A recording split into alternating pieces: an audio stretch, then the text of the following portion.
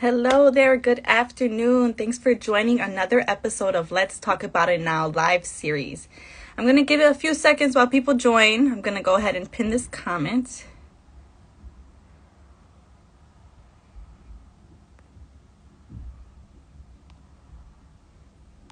Okay, so welcome to all of you who are new here. I'm Veronica, the social media manager at Now Medical, and it is my privilege to moderate these highly relevant conversations we have on our live series. In honor of Breast Cancer Awareness Month, we rolled out our Zero Zip Code initiative, where we will be providing free pap smears and breast screenings for all uninsured women who visit their Bartow, Crown Heights, and Jackson Heights location for the month of October. And today we'll be interviewing 2 breast cancer survivors, and we hope to encourage both those who have been afflicted and those who are still healthy to take care of themselves before we need it. So now, without further ado, we're going to give a warm welcome to 2 inspirational women, Jana Geyer and Dr. Sabia Merchant. So let me just get them in the room here. Let's go ahead and request. I see you there. Accept. There we go. Hi, how are you? It's a little frozen.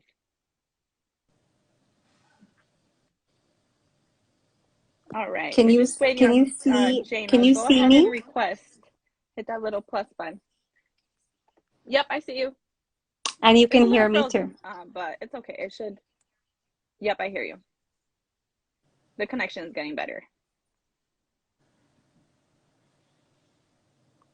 Okay, Jana, I just invited you.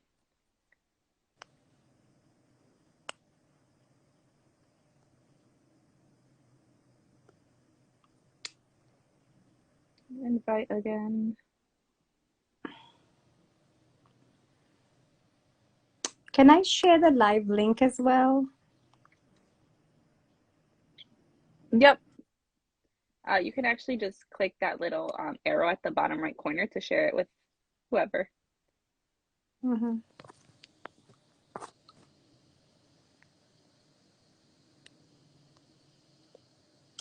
All right, we're just waiting on Jana to join and we'll get started.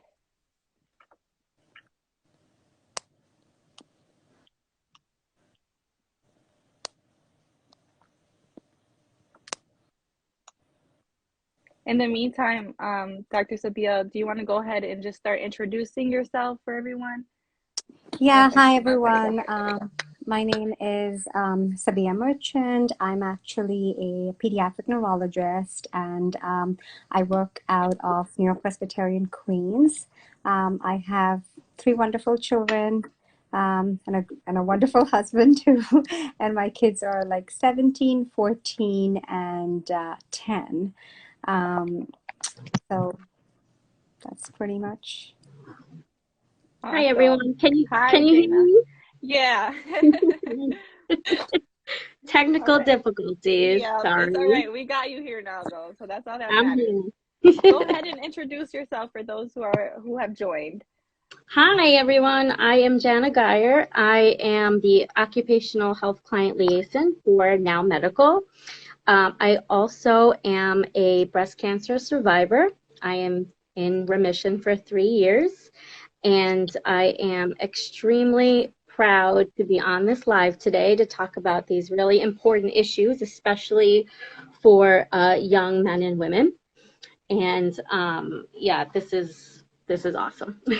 I also started a advocacy program outside of Now Medical called the hashtag Check Yourself Movement, which I know we'll kind of discuss on this live. Yes. And I'm very happy to be a part of this. All right. So starting with you, can you just tell us a little bit about your journey? When were you diagnosed with breast cancer, and how did you Yeah, find out? sure.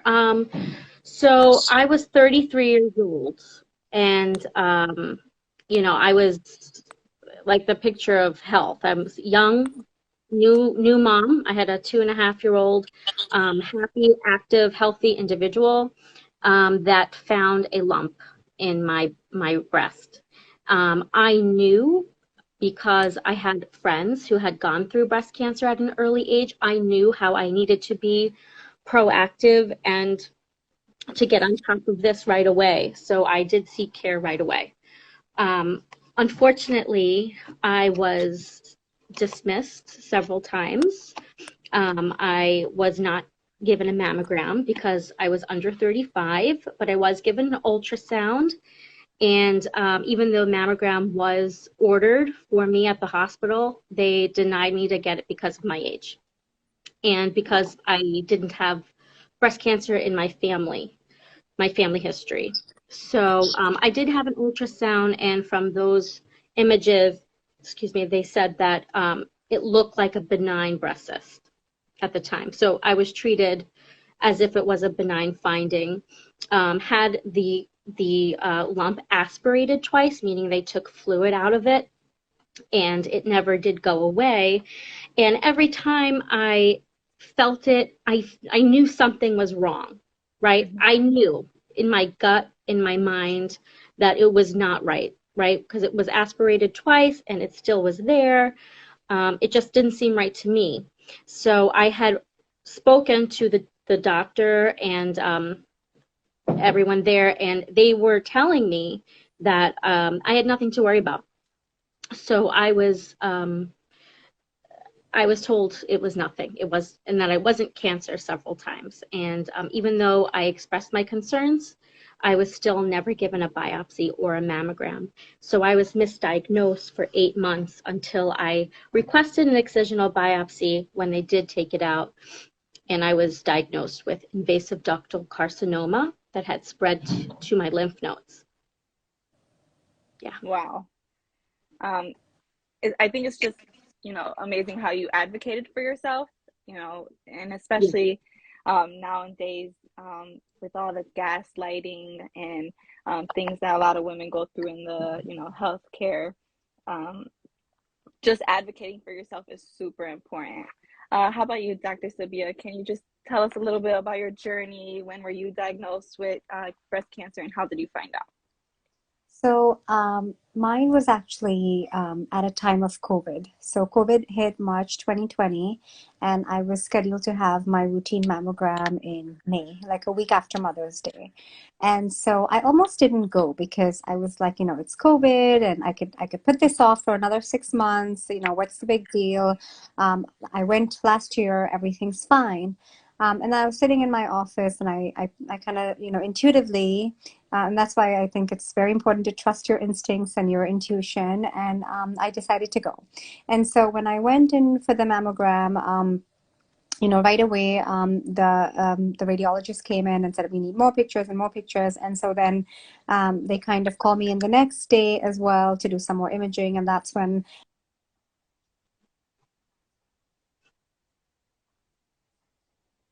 we needed to do further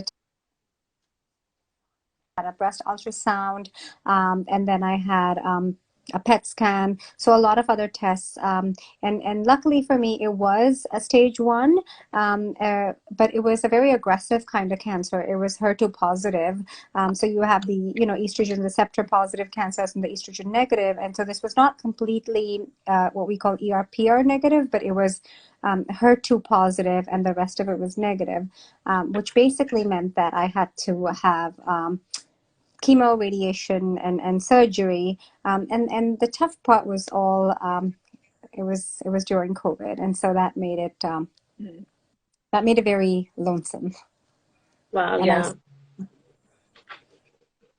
I would assume like doctor visits, you weren't able to bring like a support system. nobody, even like during Yeah. chemo, you couldn't go in with your spouse or a family member. Like chemo was all alone. Yeah. Um, Wow. same for same for surgery, same for radiation, and the biggest the part that I felt was the most isolating were having no support groups in person, which I think is what gets Mm. a lot of people through all of this is support groups. And so that to me I felt was very, very difficult. Yeah. And Yeah. honestly, like just having that physical touch, like hugs, really just they hit different. They really do make a difference Definitely. in your life. Yeah. Yeah, So I Yeah. mean, just like, I mean, Sabia, would you say, getting a breast cancer diagnosis sorry, at that, I mean, especially at our age and where we were and are in our lives, it's already sort of like isolating in a way, right? And I can't imagine on top of COVID how that Yeah, felt. So, wow. yeah. Definitely the toughest days of my life, to put it mildly. But yes, I was a whole 10 years older than you were, Jana. So Yeah, that's still super young. yeah. So, how would you say that being diagnosed changed you, and how did it affect the way you looked at yourself? So do you want me to go first, Jana? Okay. Sure, yeah. So, I think what it made me do is basically really pause. And that was because I kind of finished medical school. I went into residency. I did two fellowships. I had kids. I was working. I never really took the time out to take care of myself or my body or my mind. And I never really let my body or my mind talk to me and tell me what it needs, right? I was just always on the go. And I think what breast cancer did really made me stop, pause, and have a whole new perspective on life. Really made me slow down and prioritize what was important. And really, what is important is health, and that's above everything. And so I kind of said, well, as soon as this journey is done, that's going to be what I put first in my life. And I did that. I put me and I put my health and I put that time that I need to take out every single day for myself, on a daily basis first, whether it's meditation or it's, being in touch with nature or self-care.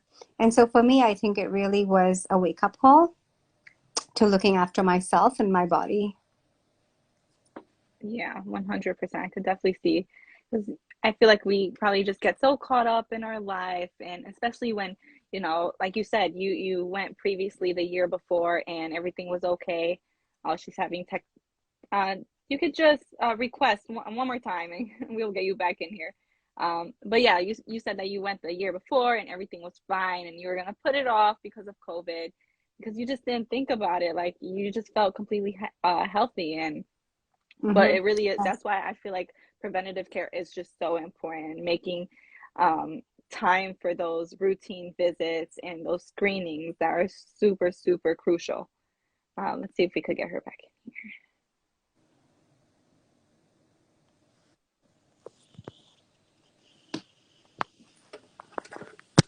She's Sorry. having some tech difficulties. Is that Jana having technical difficulties? Yeah, yeah. Oh,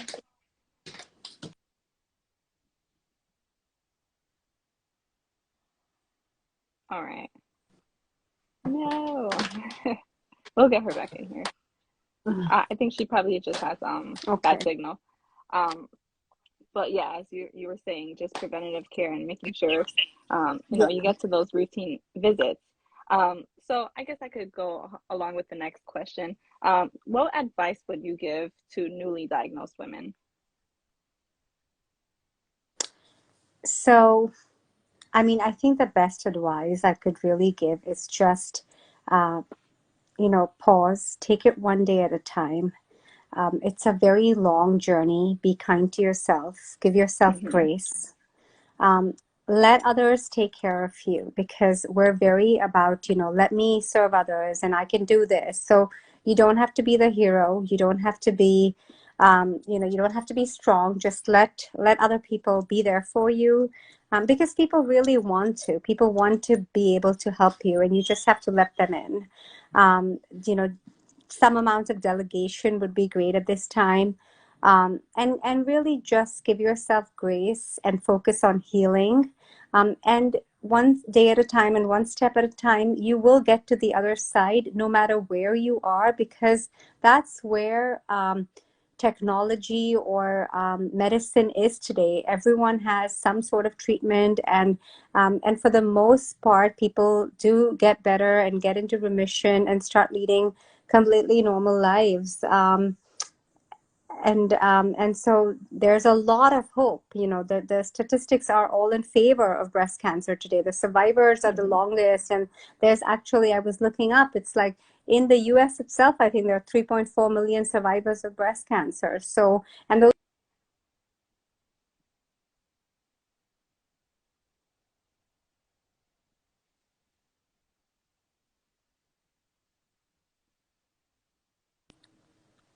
Oh no, you're frozen. Were Oh, you able to okay, hear you're me? frozen for a second. But yes, and I think that that's why early detection is super important as well. There's just so much more chances of surviving Mm-hmm. if you catch it early. There's a really good question in the comments here. Let me Mm-hmm. find it. Yes. Says after age 50, how often do you recommend a mammogram? So for people, I don't want to speak as a physician. You really should go with what your physician tells you. But I think if you've had breast cancer, I think the mammos are almost every year. But if not, I think you still have to have your mammogram on a yearly basis. Yeah. Okay, I think this is Jana. There we go. She's back. Did Gina get back in? Oh, good. Okay. Yeah. We don't hear you.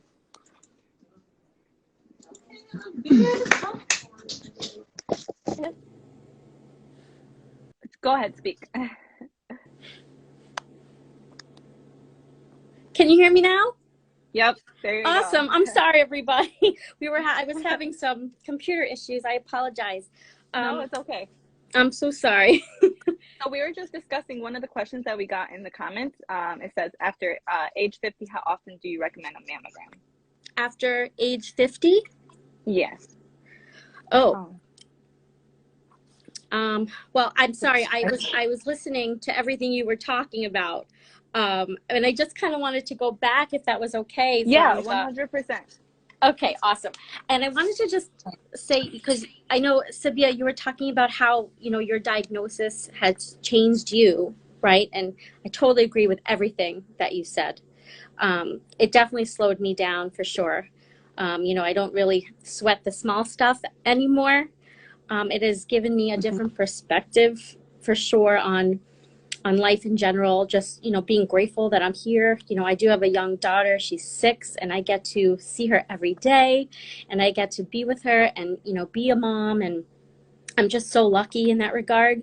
I do think that it really makes you appreciate what you have and your life more when you kind of have like a timeline on it, right? Once you're faced with your possible mortality, it's like, oh my God, it's, you got to start living, and because of my story being a little different than yours, Sabia, the fact that I was misdiagnosed for so long, I feel like it was like my duty that I had to kind of tell my story to women, young women, because I mean, before it happened to me, I only knew that breast cancer happened to older women, right?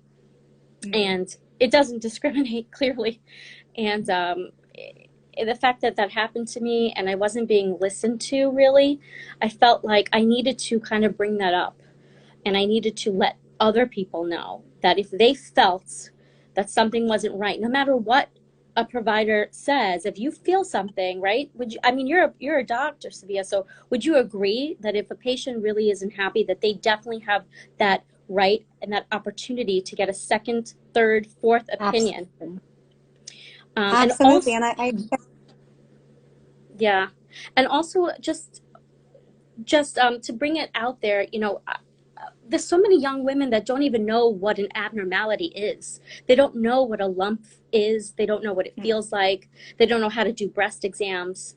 They don't understand that breast cancer is not just lumps. It can be a rash, right? There's inflammatory breast cancer. There's all these different types and subtypes of breast cancer, and we all need to know. If you're a woman, you're automatically at risk, right? Men are at risk too, but if you're a woman, you are at way more risk just by being born a woman. Mm-hmm. So I feel like, we need to talk about that. So I started that Check Self movement is more about advocacy and speaking up and empowering young women to have more control in regards to their patient rights and care, and not being a statistic, being treated like an individual, no matter what your age is. And that's what the Check Yourself movement is about, because honestly, everyone's aware about breast cancer. I feel like, especially in the month of October, everybody knows there's pink everywhere. Pink stickers are slapped on everything, right? And someone always can say, oh, yes, I had a friend who had breast cancer, or my mom, my grandma, right?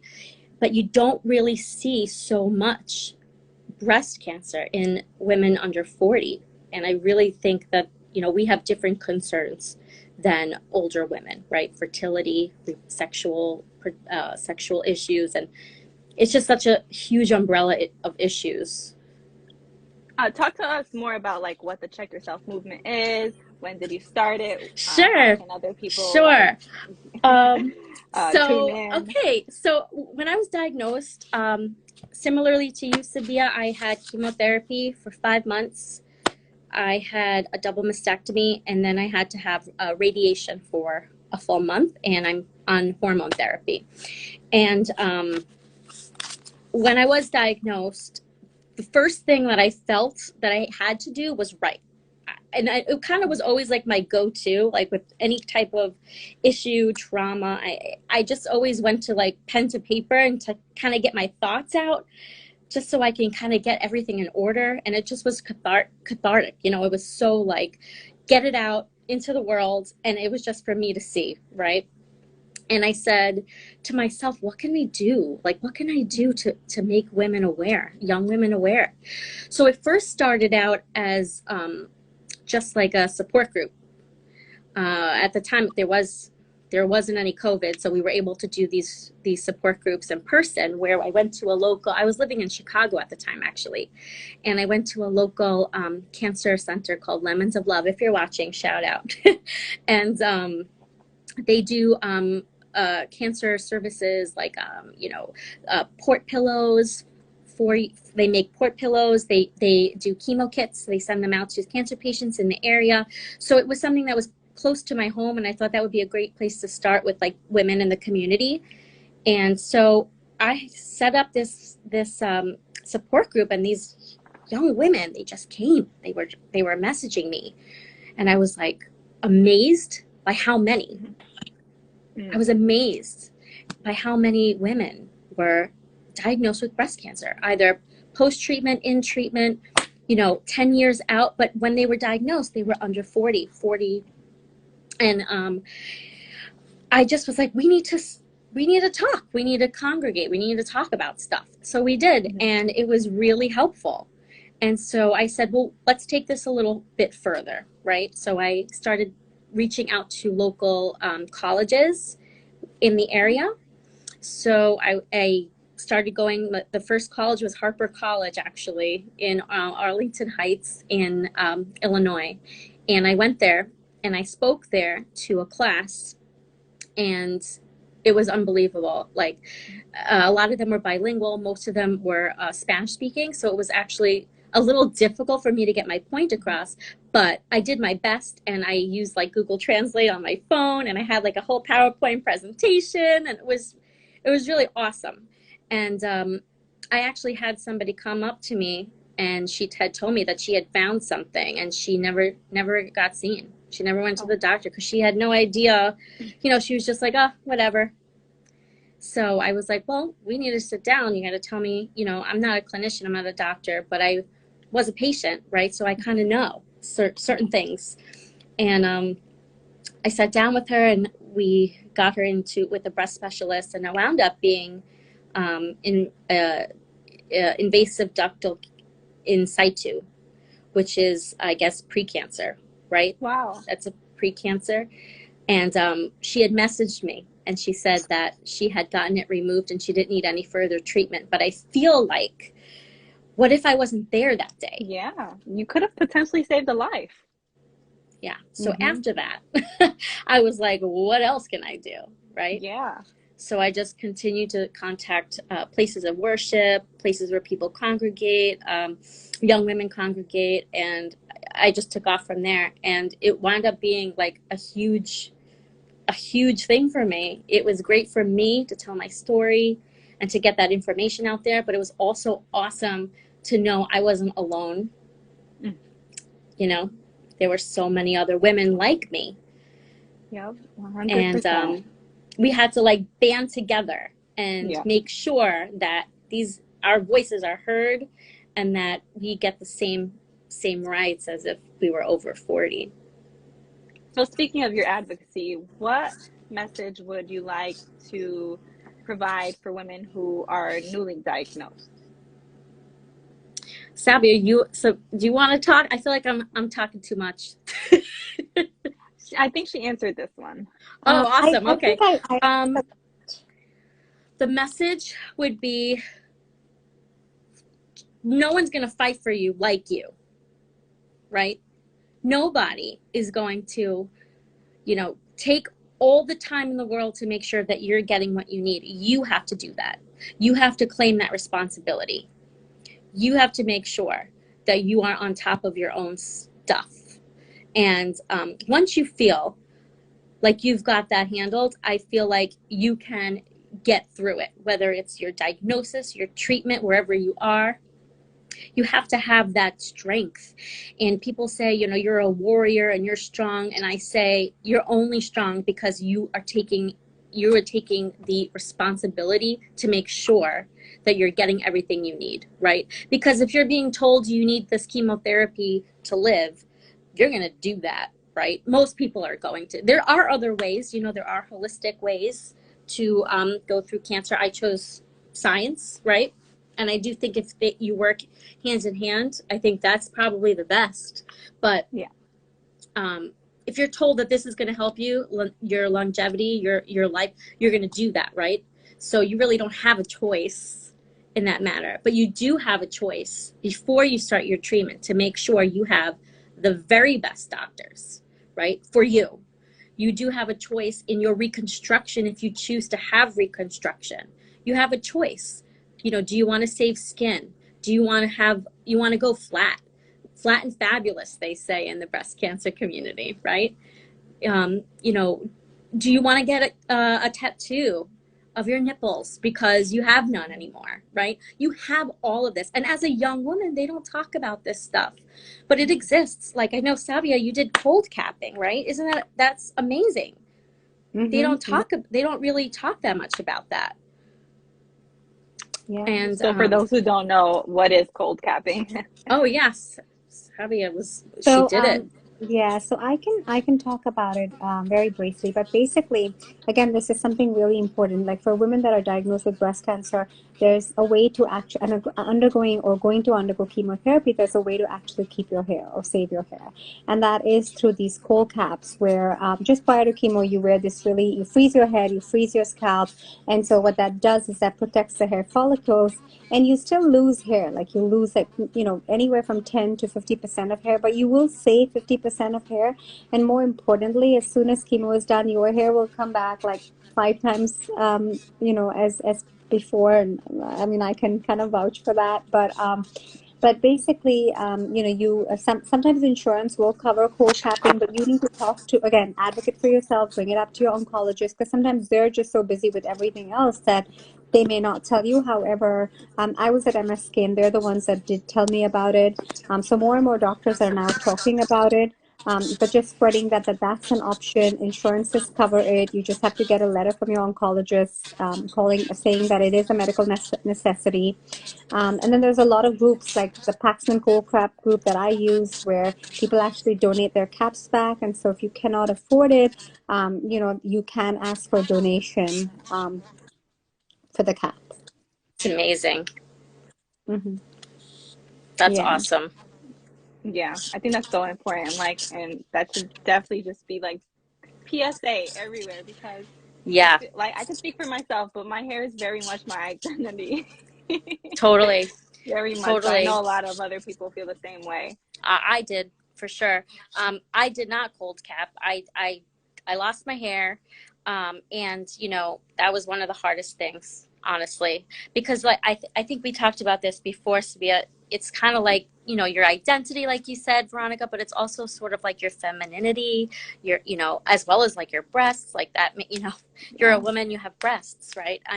It's really difficult when you lose your hair, you lose your breasts, right? And as a young woman, it's very hard, and these conversations are difficult, right? It's difficult. Like if you're going to go back into the dating world, I mean, how do you navigate that? How do you explain what happened to you, or Mm-hmm. why you look the way you look, right? There's so much more than just you get diagnosed with cancer, you go through the treatment, and then you go back to work, or you go back to being a mom. There's so much more than just that, and that's the stuff that I want to talk about with my movement. That's the stuff I want to help other women with, and just navigate them through their diagnosis, because everyone's different, right? I had estrogen positive, HER2 negative breast cancer, so I did not have to do that treatment that you did, Sabia, after, I think it was, what was it, Perjeta, Perjeta? Herceptin, and Perjeta. Yeah, I didn't have to do that, but I did have to do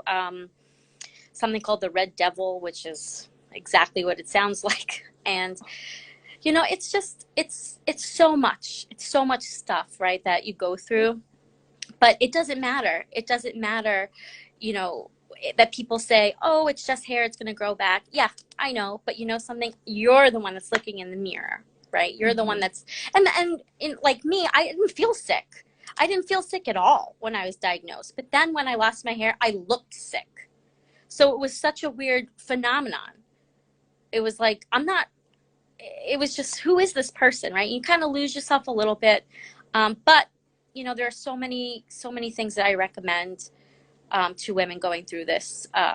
Definitely a good support system.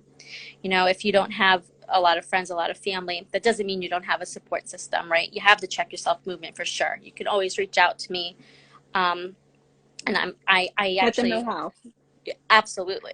You can reach out to me on Facebook, Instagram, like call me, like I'm here for you. And I feel like that, I have a duty now to do that. And because I want to, because I know that a lot of people don't have that support system. I was lucky enough where I had an amazing support system. I had a wonderful husband, family, friends that really, really stepped up. I had my parents came, lived with us for a while to help while I went through my treatments.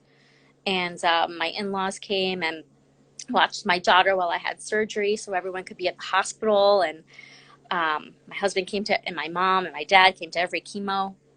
My brother came. I mean, I had a lot of support, and I was very lucky. But for people that aren't so lucky, I want to be that person for them. I want to make sure that they're not alone, that they don't feel alone, that they feel comfortable coming to me with questions, the weirdest stuff. I mean, your body goes through a lot of stuff.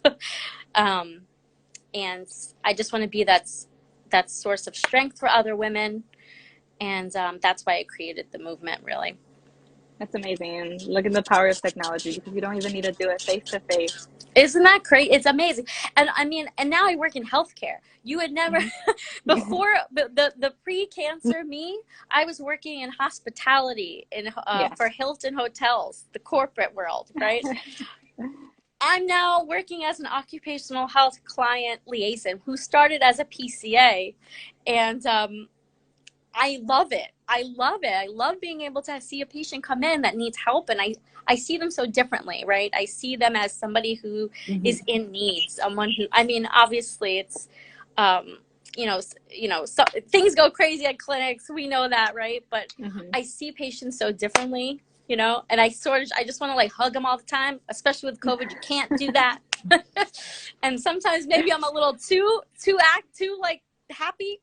And where it can be annoying sometimes, I'm sure, but I really, really care so much. And I really just want everyone to get the care that they need, that they deserve, especially working for non-medical. Sidebar has just been so wonderful, opening these clinics and working closely with Soli is fantastic. Shout out The Soli. director. Hi, shout out Soli, you're the best. And it's really humbling to be able to give back. It's like I'm on the other side of the desk now. I was like a professional patient for so long, and now I actually am a healthcare professional, which is, you never know where you're going to wind up, right? So I have one more question, and Sabia, maybe you can answer this one. Just what advice would you give to just women in general, those who haven't been diagnosed, maybe those who aren't really, even thinking about it because, some people, like you said, Mm-hmm. just don't put themselves first sometimes. Mm-hmm. Um, don't show up to their routine visits. What Yeah. advice would you have for them? Or So it's what the would you want to same. ingrain in their mind? So it's the same advice that I actually talk to all the time now with my two daughters, right? One is be on top of your health. You are your best advocate. Hmm. Self-breast exams from the time you're 18. So really just learn to do those self-breast exams. If you don't know how, you could do a YouTube video. Get to feel and know your own breasts. There's no shame in that. Know, what's lumpy, what's bumpy, how they feel around your period, and all of that. So that's important.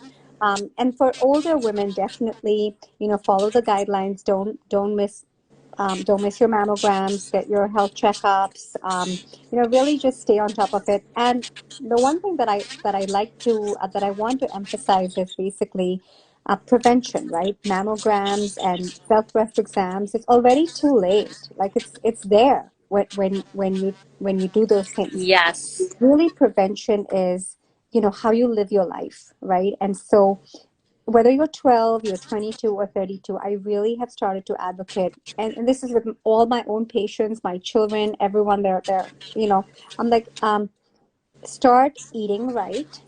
Don't eat the SAD, the standard American diet. Go back to a diet that's whole grain, not whole grains, whole foods. I actually do not like grains. So whole foods, it doesn't have to be plant-based. Meat is not the enemy. Fat is not the enemy. Really know what diet and what lifestyle works for you. Get that exercise, those 30, 40 minutes a day, whatever form of exercise it is, in older women, strength training, younger women, cardio, whatever it is. If you think you're someone that intermittent fasting does well with, do that. Stay on top of your blood work. Take your vitamins, take your vitamin D, take your zinc, look after your gut microbiome, because there's more and more research now that the gut microbiome is where everything starts, including your gut microbiome that produce those bacteria that metabolize estrogen. It's all there. So what you feed it is what will, help you stay healthy. So I really have gone back to really root cause of disease and taking care of it right from there. Like, get enough sunlight and get enough sleep and do what it takes to keep yourself mentally healthy as well, which is basically whatever it takes to de-stress, whether that's a walk in nature, whether that's 10 minutes of meditation, really just implement that good lifestyle so you never get to this point. Yeah. Amazing. And just what you mentioned about gut health and just foods in general, I like during all this research and about breast cancer, I did read something about Latin women who come from Latin America to the States, and they're more likely to develop breast cancer when they come to the States, just because the change in the diet. When they're back in Latin America, they're eating, fresh fruits and fresh foods, and then the American diet is kind of sad. Absolutely, yeah. There's So one pay last question attention that to that, definitely. I think is definitely important to answer. Someone said, "I have my first mammogram scheduled on in December. Any tips or advice about what to expect?" I think that's a great question. Yeah. Um, yeah. So I will tell you that I finally had a mammogram after being diagnosed, right? Because they needed to see how extensive the disease was.